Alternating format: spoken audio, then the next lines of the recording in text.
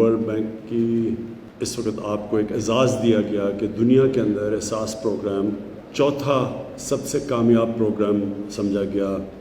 یہ کووڈ کے دوران جو سیفٹی نیٹ پرووائڈ کیا گیا، جو دیا گیا اس متاثر طبقے کو. جس طرح ہمیں پتہ ہے کہ کرونا کے اندر جو سب سے لوگ متاثر ہوئے وہ چاہے امیر ملک تھے چاہے غریب ملک تھے. جو غریب تھے امیر اور غریب ملکوں میں وہ سب سے زیادہ متاثر ہوئے.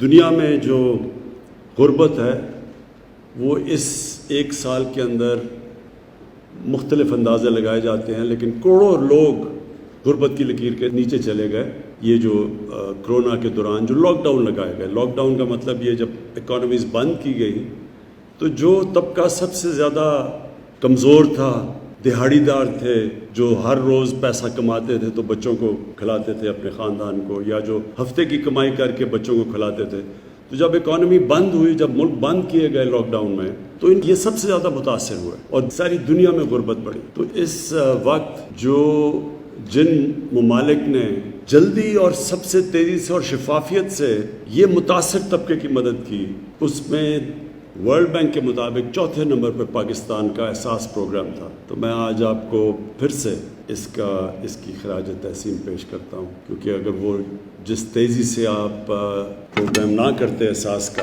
تو آج اور بھی بہت بڑی مشکلات ہمارے کمزور طبقے کو گزارنی پڑنی تھی. ویسے بھی 25% ہماری جو آبادی ہے وہ غربت کی لکیر سے نیچے ہے. تو اس کی وجہ سے جو ہم نے جلدی اور آپ نے جو اور پھر شفافیت سے، کیونکہ وہ بڑا کسی نے یہ نہیں کہا آج تک کہ کسی کو سیاسی بنیاد پہ یا فائدہ پہنچایا ہو یا نقصان پہنچایا ہو. یہ کسی کی طرف سے کمپلینٹ اس لیے نہیں آیا کیونکہ ٹیکنالوجی کا استعمال کیا گیا اور بہترین طریقے سے سب مستحق لوگوں کو امداد کی گئی.